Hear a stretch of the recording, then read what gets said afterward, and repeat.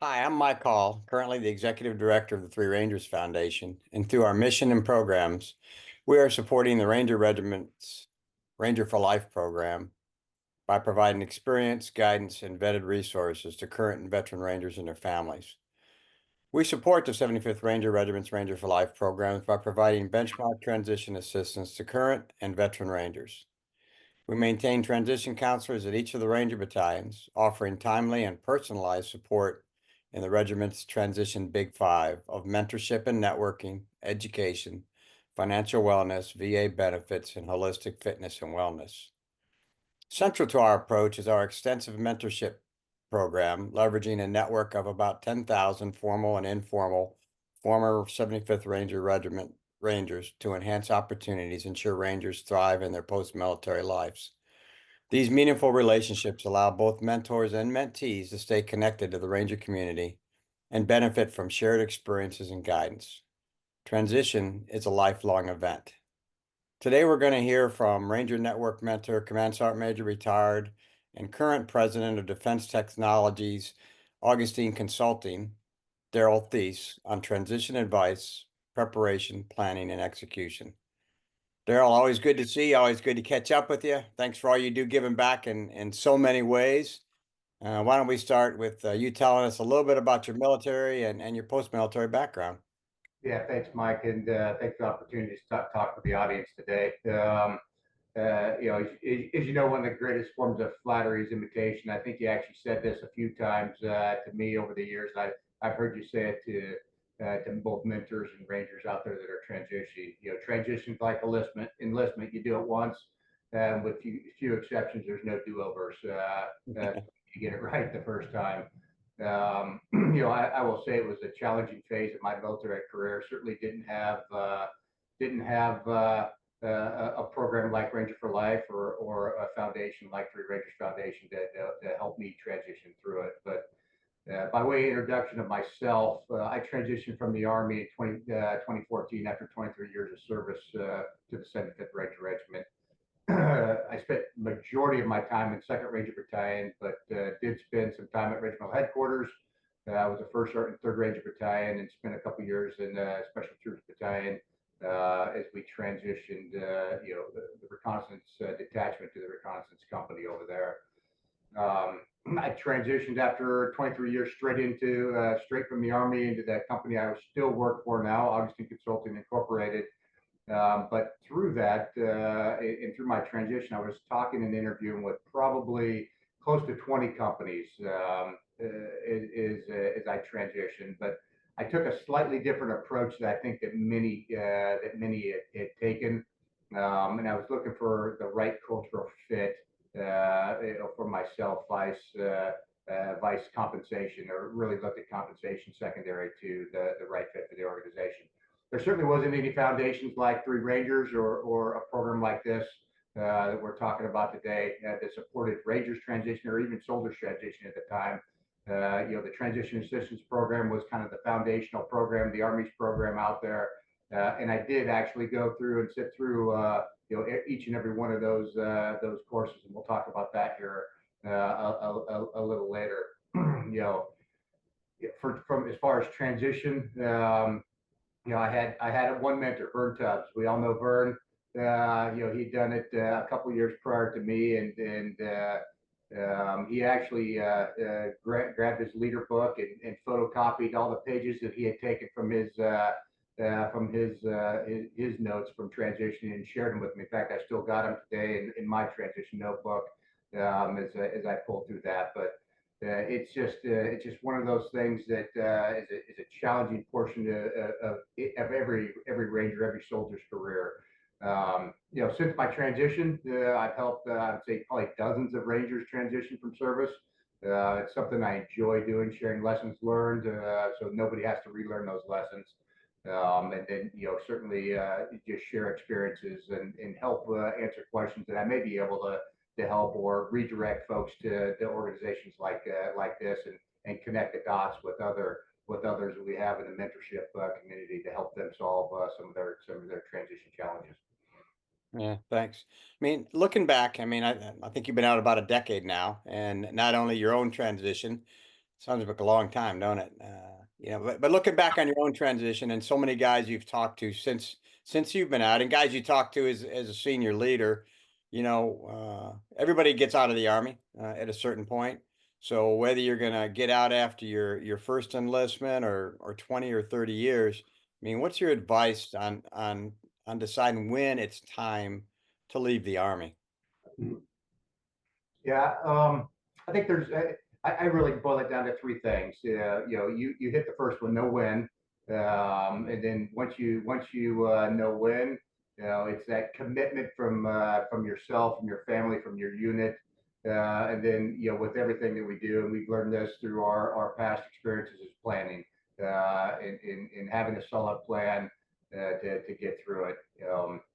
As far as when it's time to transition, I think there's a lot of indicators out there, whether we recognize them ourselves or not. And from internally, it's family, friends. It's kind of a self-reflection of yourself and what's going on in your life. Are you happy with what you're still doing? Serving in the military, and I know we all have ebbs and flows, through our career, but I think even external to yourself, there's a number of factors. Whether it's progression through the military, love for the mission, just your own personal efficacy in your role, and looking forward to how you think you're going to be able to perform in your next role. There's all sorts of things you need to consider.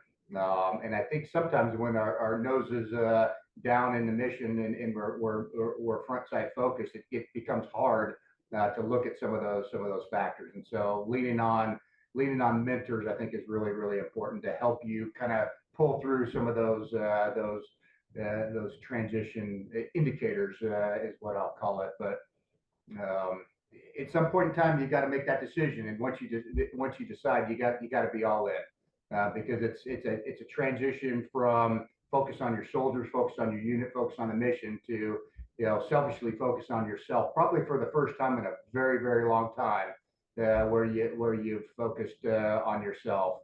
And that's I think there's a lot of things you need to think about there. You got to have an idea of what you want to do, and have an idea of what you want to do before you start that transition process. And are you going to continue to work? Are you going to just stay at home, raise the family? You're going to do both? Where are you going to work? What kind of the career fields you want to get into? What kind of a self-assessment on what you have to offer an organization, and then having that conversation with with your family, with your unit and your chain of command in your unit, and make sure that they're equally as committed to you, as you are to that decision you make when you actually decide to transition. The Army, I think, is starting to get it right now, certainly through the help of foundations like Three Rangers, but I think the Army's starting to get it, some 10 years after I transitioned. But thankfully, that's a great thing. But through the fellowship programs, internship programs, degree completion, certification programs, in just all the different projects and programs that they have out there, I think they're certainly on the right track. As far as Ranger support, the Three Rangers program, or the Three Rangers Foundation, and the Ranger for Life program is certainly, that I would say it's probably the pinnacle program inside of the Army that really helps folks transition through service. And some of the mentorship folks that we have out there in foundations, or connecting companies and foundations that are out there that you pull together through the years. But the last thing is that planning factor, but having a good plan, or at least following a framework that's been established. And Ranger for Life has certainly created a great framework, to walk through that transition process, and really learn how to transition, what it really means. Because there's certainly a lot of things that even as you're going through that transition process, you're not going to understand, that you're probably not going to understand 2 or 3 years later into your transition, oh yeah, Mike told me this one thing, or my transition assistance counselor told me this, or I heard this in a seminar and I wrote it down, but I really didn't understand what it meant, CRDP versus CRSA, or things as simple as that are just rolled off the tongue as part of a brief, but you really don't truly understand what those things mean. But as part of that planning process too is looking at yourself, looking at what you have to offer, which is a tremendous amount to organizations out there in industry. But researching those companies that you're interested in, or the types of companies that you're interested in, researching their mission, their vision, the values of the company, and just trying to find the right position as you transition. I think it's there's certainly a culture to each organization that's out there. Finding that right culture is important, and sometimes you walk into an organization, it might be culture shock to really what's going on out there. And I hear a lot of folks talk about that transition starter job, getting out of service, and that's certainly an option. And I think soldiers, rangers are programmed to kind of transition from job to job every couple of years, but you don't have to do that once you get you transition from the service. Finding the right company, the right group of individuals to work with, and the company has the right culture, is possible. Those folks are out there. Our rangers are proliferated across industry and still growing, in senior leadership positions. So, leveraging that network of rangers that are out there to find the right cultural fit, I think is something that we need to consider as we're transitioning out and network.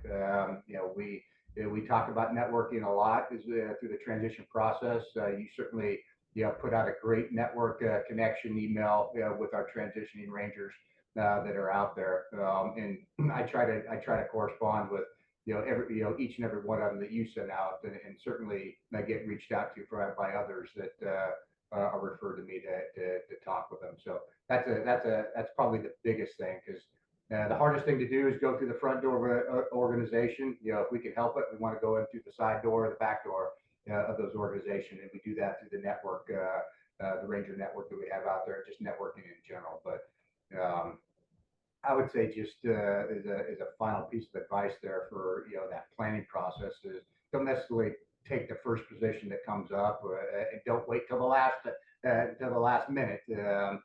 Find the one, do the research, spend the time, find the organization's a good fit, cultural fit for you, and then take that position. And it may not be the most highly compensated position that's out there, but if you enjoy what you're doing when you come to work, you enjoy the people you're working with, it's going to make that next career that you're going to step into a heck of a lot more enjoyable. Yeah, your last piece of advice hits home with me. My mentor, a guy named Mel Wick, told me, he said, never take the first job offer. And, that's scary, because you think, wow, is there ever going to be another job offer? But, I've heard that advice before, and I know people that have taken that advice, and they're very happy in the long run, because there is always another offer, and it ended up being the right offer. You touched on it. I mean, and the counselors, the battalion counselors, do a great job at it, and I try to follow up and explain to people. I said, transition is complicated, and you don't really realize it until you look back at it. And we don't really give guys a transition timeline. We give them a matrix, because that's not, life doesn't work in the Ranger Battalion on a timeline. Because you basically, when you reach that point where you're making a decision to transition, or yeah, when you're making a decision to transition, whatever point that is, I mean, you basically got, 4 lines of vertical and horizontal operations going on at the same time. You still got to do your job to a certain extent, and to the Ranger Regiment's great credit. I mean, if Rangers talk to the chain of command and said, "Here's my plan," they're probably going to get supported. But you got to communicate. But you still got a job to do, whatever that is. You're still getting paid, and you still have a job to execute, whether that's you're still in the rifle squad, or maybe you go to the arms room, or whatever. So you still got a job to do. You've got to transition, which is harder and more time consuming, because if you don't get it right, once you get out of the army, it's gone. There's no way to take advantage of it. you got to figure out what you're going to do after the army, which is extremely time consuming and probably mentally taxing more than anything else. And then you really, the way you treat your family life is different. And it's not something you sort of look back, your priorities sort of start changing a little bit. I mean, it's not that you sit down with your spouse and your family and say, I'm getting ready to transition and now I'm going to go to all the football games that I used to skip. It's not that kind of thing, but you look back.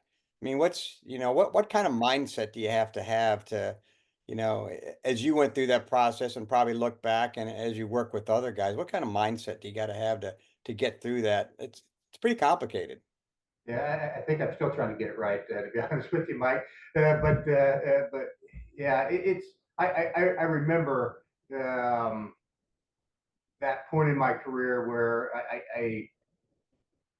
I was sensing that it was time. I mean, and you know my story. Just lost my brother in Afghanistan here, not too far previous to that. Lost my parents right before that. I had orders back to Fort Benning to serve at RSDB. I got orders for Fourth ID as well at the same time. So I had to make a decision. I remember coming home and talking to Charlene and saying, okay, here we have course of action A and course of action B.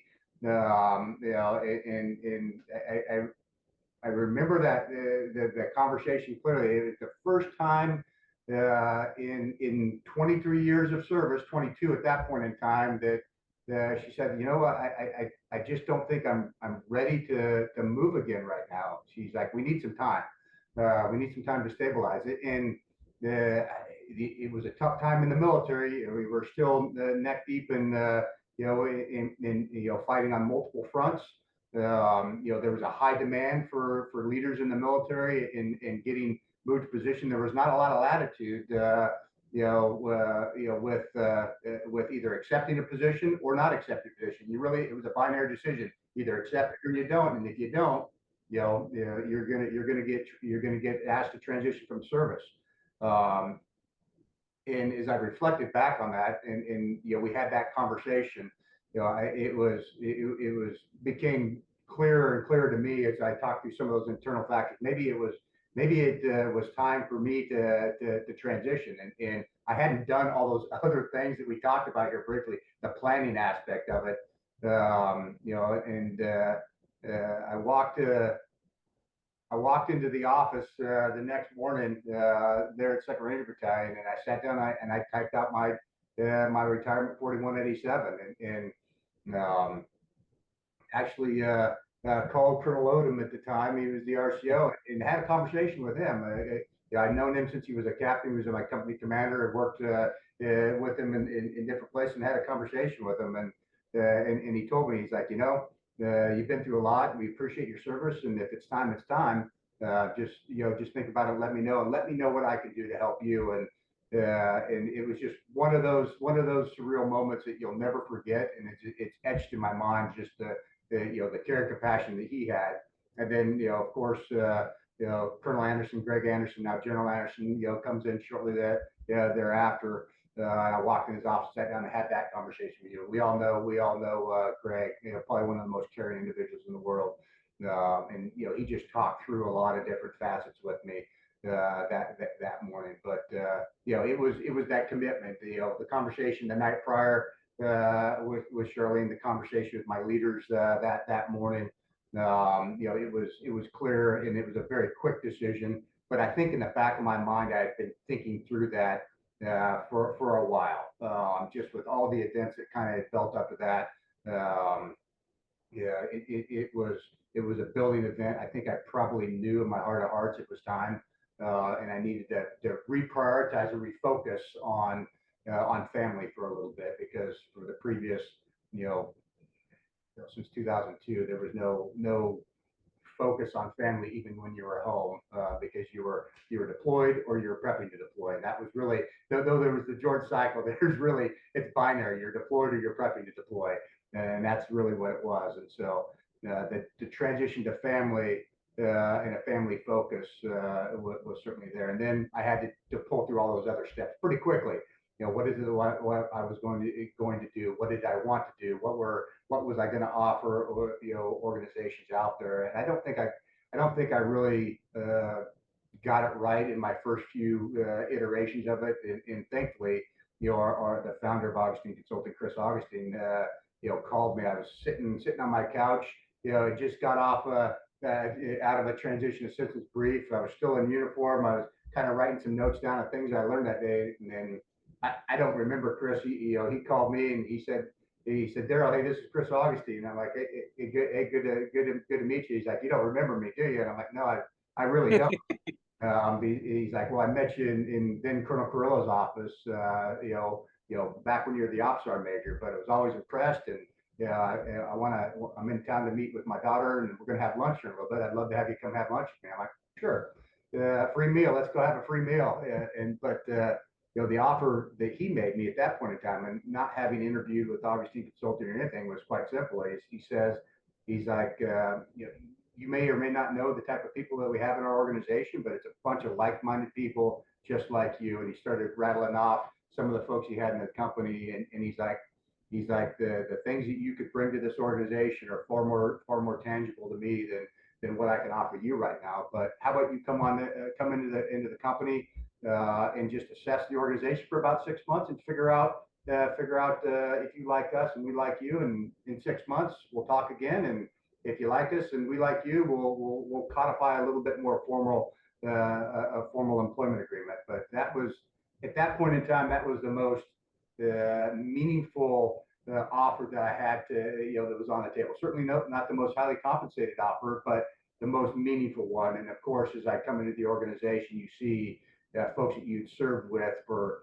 in some cases, decades prior to, and you started to see the culture and feel the culture of the organization, and the sense of purpose. It was pretty powerful. And here 11 years later, I'm still working for the same organization.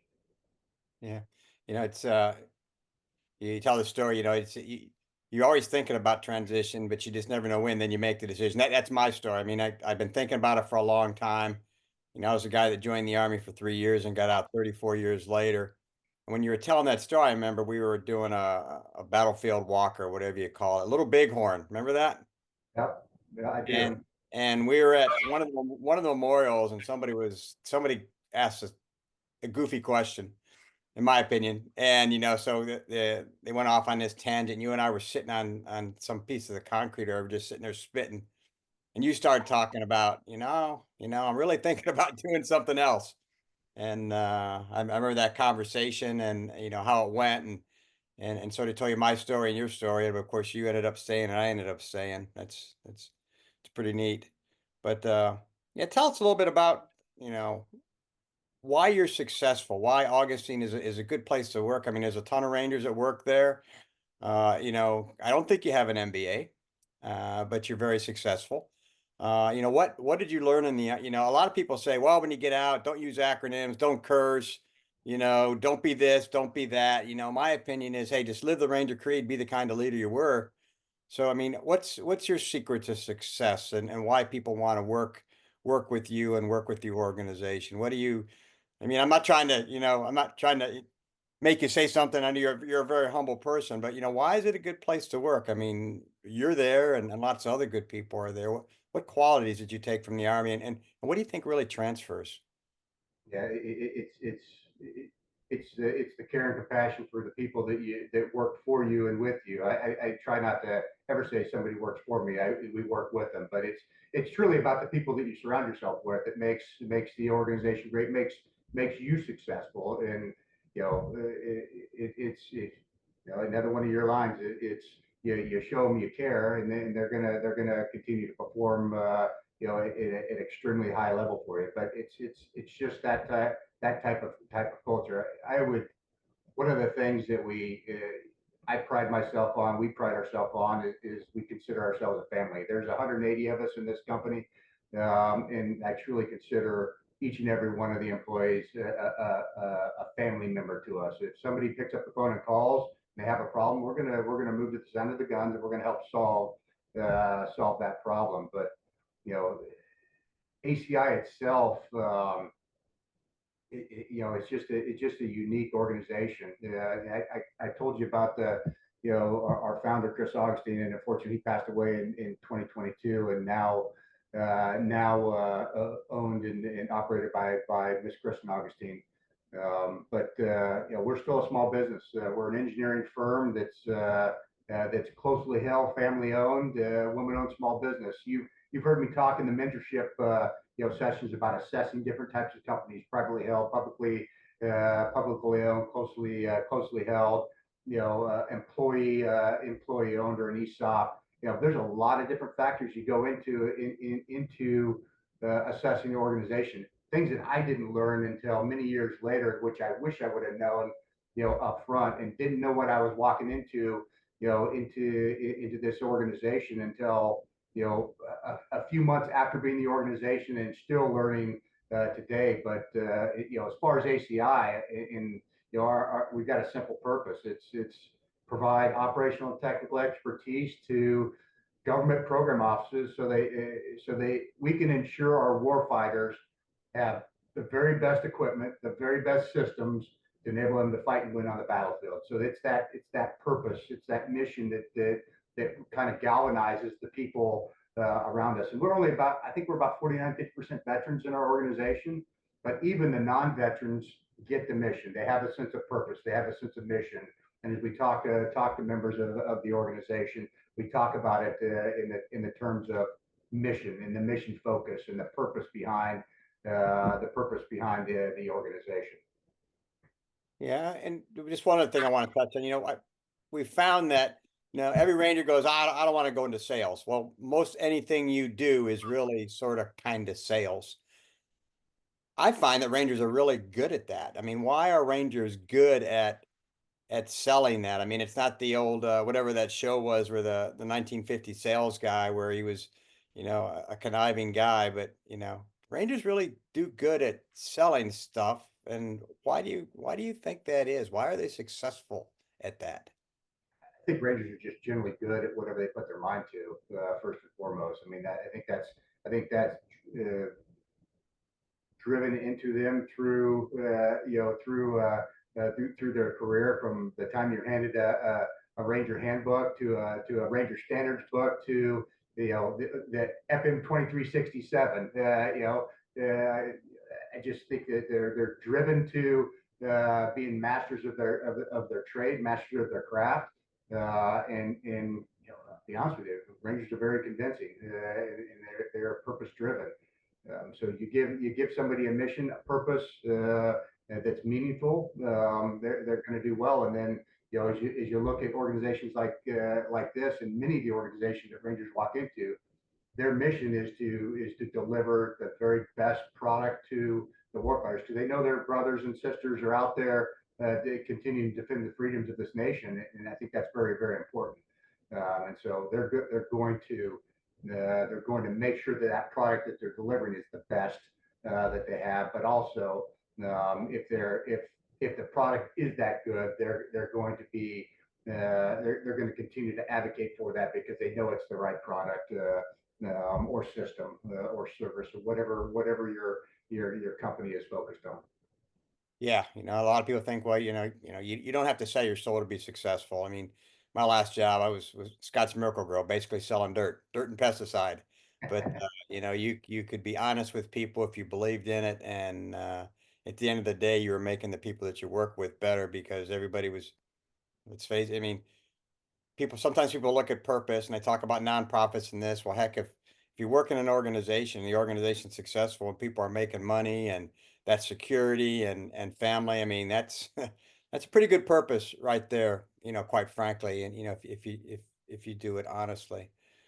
Well, I give you, if you have anything else to say, I know you got to get back to work, because if you got guys like Little Joe working for you, then that takes a lot of supervision to go clean up all his messes. So I know that keeps you extra busy. But any other advice that you like to give for guys, generally, and when's the right time to get out, and mindset, and just the whole planning factor, and what's the most important thing to consider now for folks that are watching this, that most folks that watch this probably haven't exactly made a decision when they're going to transition.